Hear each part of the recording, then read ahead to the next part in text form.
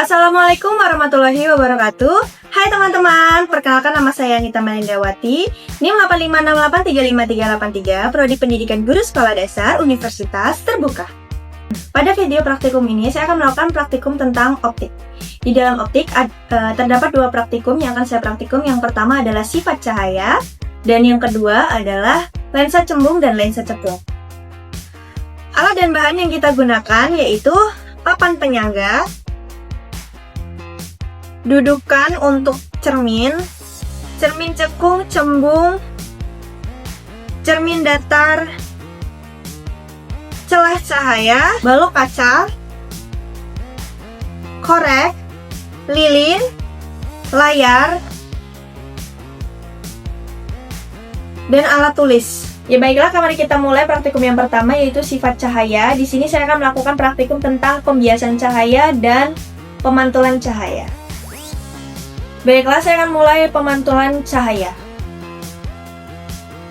Di sini saya akan melakukan praktik cermin datar dengan sudut datang 90 derajat, 110 derajat, dan 60 derajat.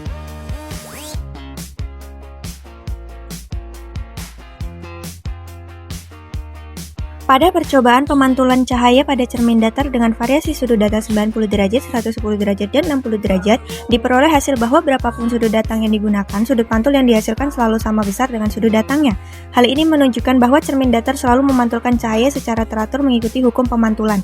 Perubahan sudut datang hanya mengubah arah sinar pantul, tetapi tidak mengubah hubungan dasar bahwa sudut datang sama dengan sudut pantul. Dengan demikian, cermin datar terbukti memiliki pola pemantulan yang konsisten dan dapat diprediksi.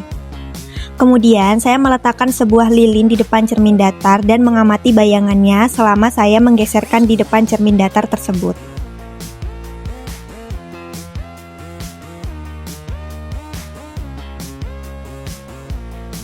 Pada percobaan menggunakan lilin di depan cermin datar, diperoleh bahwa bayangan lilin selalu tampak tegak sama besar dengan benda aslinya dan berada di belakang cermin. Ketika lilin digeser mendekati atau menjauhi cermin, bayangan bergerak dengan pola yang sama. Jarak bayangan dari cermin selalu sama dengan jarak lilin dari permukaan cermin. Selain itu, bayangan yang berbentuk sifat maya sehingga tidak dapat ditangkap pada layar. Gerakan lilin ke kanan atau ke kiri juga menyebabkan bayangannya bergerak dengan arah yang sama di belakang cermin. Percobaan ini menunjukkan bahwa cermin datar menghasilkan bayangan dengan sifat yang tetap meskipun posisi benda berubah. Pada praktikum ini kita menggunakan lampu senter dan lilin di tengah-tengah cermin cembung serta layar. Di sini saya menggunakan jarak benda 20 cm, 25 cm, dan 30 cm.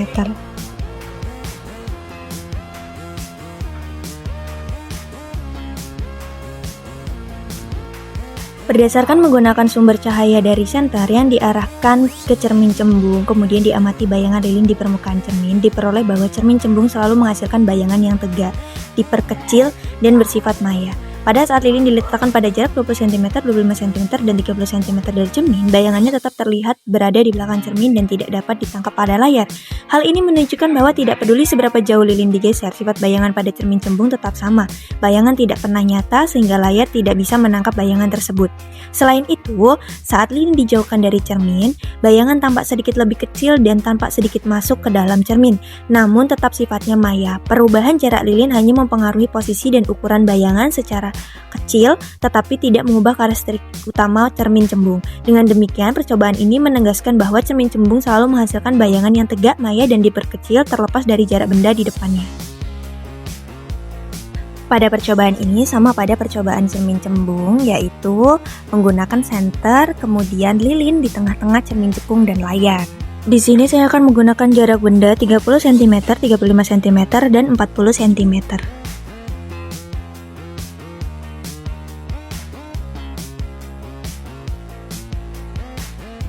Berdasarkan perhitungan dengan menggunakan cermin cekung yang memiliki jarak fokus plus 100 cm, diperoleh bahwa untuk jarak benda 30 cm, 35 cm, dan 40 cm, bayangan yang terbentuk selalu berada di belakang cermin dengan nilai negatif.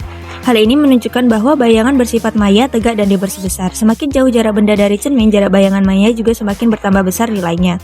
Perubahan jarak benda tidak mengubah sifat utama cermin cekung pada kondisi ini, yaitu menghasilkan bayangan maya dan diperbesar ketika benda berada lebih dekat dari fokus. Hasil ini sesuai dengan karakteristik cermin cekung bahwa benda yang berada di antara cermin dan titik fokus akan menghasilkan bayangan tegak maya dan diperbesar. Selanjutnya tentang pembiasan cahaya. Di sini kita akan mengamati dengan baik jalannya berkas sinar pada saat sebelum dan sesudah menembus kaca balok.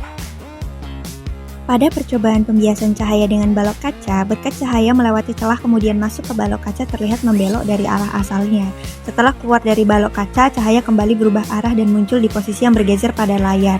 Hal ini menunjukkan bahwa cahaya mengalami pembiasan, yaitu perubahan arah saat melewati dua medium yang berbeda kecepatannya, udara ke kaca lalu kaca ke udara. Pada praktikum kali ini, lilin tidak ditaruh di tengah-tengah lensa cembung atau layar, tetapi ditaruh di belakang lensa cembung. Jarak benda yang akan digunakan adalah 5 cm, 10 cm, 15 cm, dan 20 cm.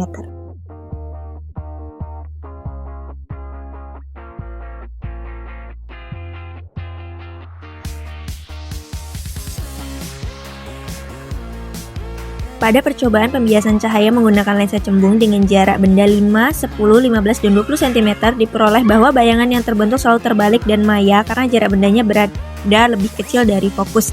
Semakin jauh jarak benda dari lensa, bayangan tampak semakin jauh di belakang lensa, tetapi tetap tidak bisa ditangkap pada layar.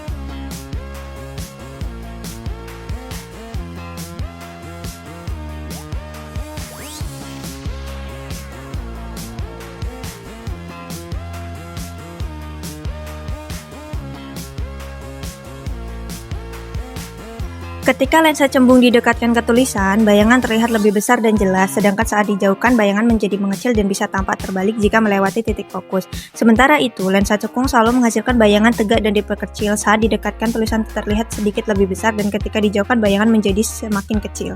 Selanjutnya, kita akan melakukan praktikum yang kedua, yaitu lensa cembung dan lensa cekung.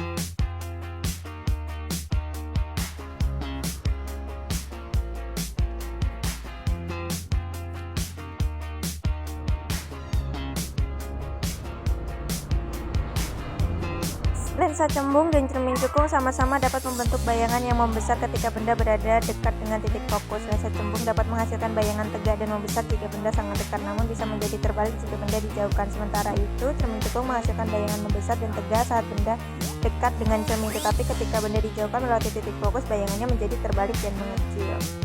Itu saja video praktikum pada hari ini. Wassalamualaikum warahmatullahi wabarakatuh.